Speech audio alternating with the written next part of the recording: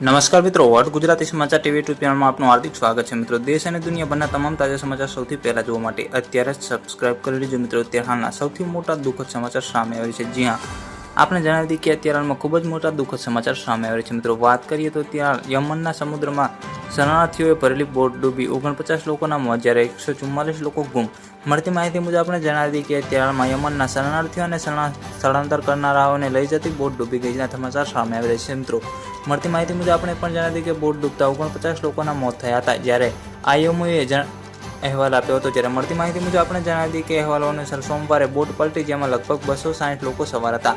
ગત માહિતી મુજબ આપણે એ પણ જણાવી દઈએ કે હોર્ન ઓફ આફ્રિકાથી યમન તરફ શરણાર્થીઓ અને સ્થળાંતર કરનારને લઈ જતી બોટ ડૂબી જતા 49 લોકોના મોત થયા હતા અને 144 લોકો ગુમ થયા હતા। મિત્રો, United National International Organization for Migration એ અહેવાલ આપ્યો છે કે બોટમાં સવાર કુલ 260 લોકો હતા। જ્યારે ગત માહિતી મુજબ આપણે પણ જણાવી દઈએ કે અહેવાલો અનુસાર સોમવારે બોટ પલટી ગઈ હતી અને જેમાં લગભગ 260 લોકો સવાર હતા। મિત્રો, જેમાંથી મોટાભાગના